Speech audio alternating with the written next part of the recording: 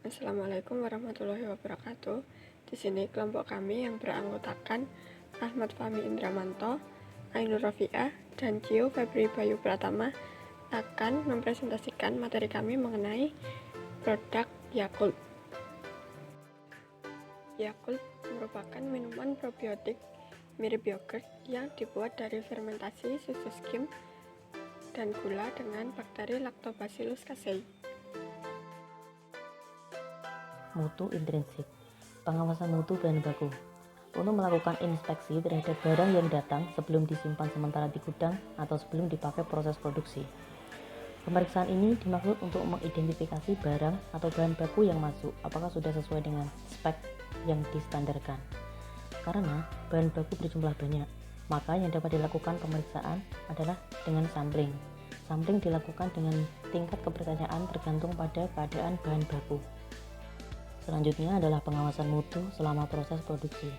Pengawasan mutu selama proses produksi dilakukan oleh Quality Control Process, yaitu melakukan sistem pengendalian mutu proses produksi secara harian dan melakukan analisa organoleptik, bahan baku, bahan dalam proses dan barang jadi pada proses produksi, serta melaksanakan pengendalian mutu harian.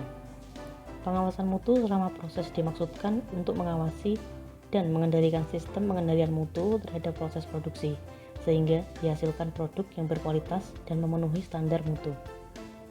Yang ketiga, pengawasan mutu barang jadi. Pengawasan mutu barang jadi atau akhir dilakukan oleh Quality Control Finished Good, yaitu melaksanakan sistem pengendalian mutu produk akhir dan memonitoring penyimpanan barang jadi di gudang dan melakukan pemeriksaan kualitas organoleptik selama disimpan. Selanjutnya, keamanan dan kesehatan. Yakult tidak mengandung pengawet, yang artinya semua bahan baku Yakult bersifat alami. PT Yakult Indonesia telah menerapkan proses produksi berdasarkan manajemen keamanan pangan sesuai standar ISO 22000-2005. Kemudian ada sifat mikroba. Dalam produk Yakult terdapat bakteri Lactobacillus casei shirota strain. Lactobacillus casei ini berbentuk batang tunggal yang termasuk dalam golongan bakteri heterofermentatif, fakultatif, mesofilik, dan berukuran lebih kecil dari bakteri Lactobacillus bulgaricus, Lactobacillus acidophilus, dan Lactobacillus helvaticus. Lactobacillus casei diinduksi oleh fase katalase, percepatan pertumbuhan bakteri asam laktat antara 50 asam laktat setelah 48 jam. Selanjutnya ada shelf life. Yakult disimpan pada suhu 10 derajat Celcius dan 40 derajat Celcius. Dalam penyimpanan ini, bakteri yang terkandung dalam Yakult masih dalam keadaan aktif. Dan yang terakhir ada fungsional. Yakult dapat membantu mencegah gangguan pencernaan, meningkatkan daya tahan tubuh, meningkatkan jumlah bakteri baik dalam usus, mengurangi racun dalam usus, menekan jumlah bakteri merugikan dalam usus.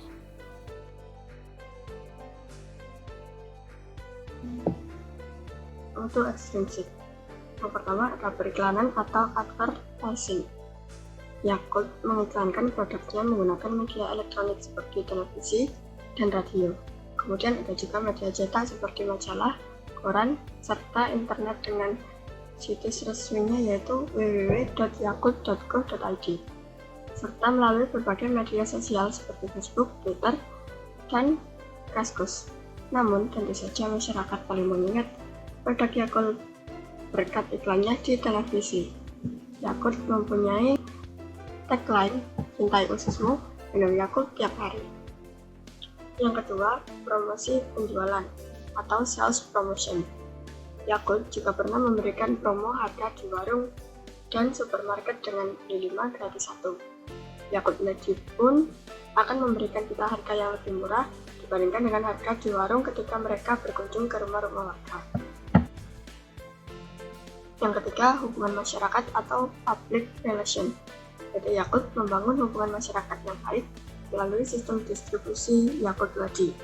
Sistem distribusi Yakult Ladi yaitu sistem pendistribusian Yakult oleh ibu-ibu rumah tangga kepada masyarakat di lingkungan tempat tinggal mereka. Ketika melayani masyarakat, Yakult Ladi memberikan informasi kesehatan kepada pelanggan, sehingga Yakult Ladi disebut pula sebagai pusat informasi berjalan. Dan yang terakhir adalah penjualan pribadi atau personal selling. Tenaga sales yang rata-rata ibu rumah tangga mungkin lebih menarik simpati dan membuat para calon konsumen tak tega untuk menolaknya.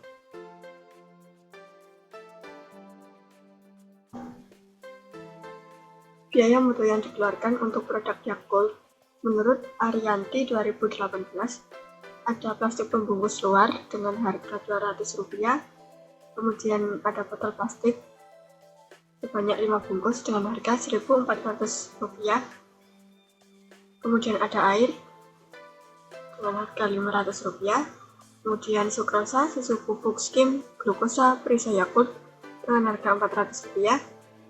Selanjutnya ada bakteri LKC Strain dengan harga Rp1.500, dan total dari seluruh biayanya adalah Rp4.000. Harga jual yang ditetapkan dalam satu bungkus Yakult dari produsen adalah sebagai berikut. Total HPP sebanyak Rp4.000 dan laba yang diharapkan sebanyak Rp2.000, sehingga harga jualnya adalah Rp6.000. Untuk strategi penetapan harga pada rantai distribusi adalah sebagai berikut, yaitu total HPP dari produsen sebanyak Rp6.000, kemudian laba yang diharapkan adalah Rp2.000, sehingga harga jual produk Yakult adalah Rp8.000. Menurut kelompok kami, dari biaya yang tercantum pada jurnal Arianti 2018 ini masih kurang lengkap, di mana dalam jurnal tersebut belum tercantum biaya untuk listrik dan biaya untuk pengujian seperti uji organoleptik dan lainnya. Selain itu juga belum tercantum biaya untuk gaji karyawan, kemudian biaya untuk perawatan mesin dan peralatan, dan juga biaya untuk promosi dan distribusi.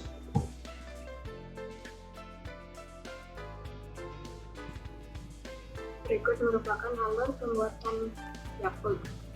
Yang pertama, ada proses pembuatan seed starter. Susu bubuk skim dan glukosa dilarutkan dengan air, kemudian disterilisasi dan difermentasikan dengan penambahan lactobacillus casei sirotastrin di dalam tangki pembibitan.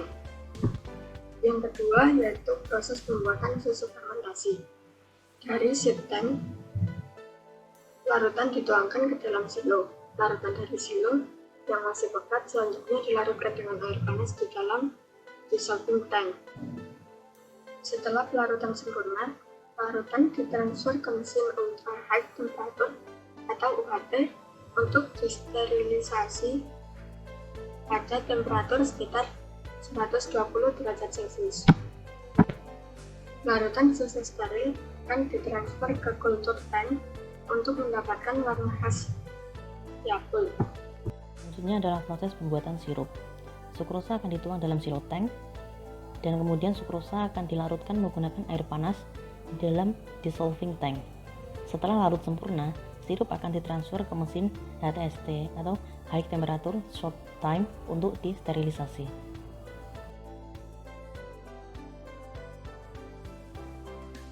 Kemudian proses mixing. Susu dari mesin homogenier dari proses B ditransfer ke storage tank yang sudah berisi sirup steril hasil dari proses C. Dari proses ini akan dihasilkan Yakult concentrate atau biasa disebut dengan Yakon. Kemudian proses sterilisasi air pencampur. Air yang sudah mendapatkan perlakuan awal selanjutnya akan disterilisasi menggunakan mesin ultraviolet atau UV dan ditampung sebagai air steril di dalam water tank. Lalu selanjutnya untuk proses mixing 2, di mana Yakon dan air steril dicampur pada mesin blending. Lalu dilanjutkan pada proses pembotolan atau pengemasan ataupun packaging pada botol-botol polistirin yang dihasilkan oleh mesin molding. Pada mesin molding sendiri dapat menghasilkan kurang lebih dari 11.000 botol per tiap produksinya. Dalam proses pengemasan atau packaging dilakukan secara otomatis pada sistem ataupun pada mesin, di mana setiap pengemasan dari tiap Yakult dikemas terdiri dari dalam kemasan multi di mana 5 botol per paknya. Lalu setelah itu di-repack kembali sebanyak 10 pack ataupun 50 botol. Lalu setelah dalam proses packaging atau pengemasan, produk Yakult yang sudah jadi atau sudah dikemas akan disimpan di cold storage.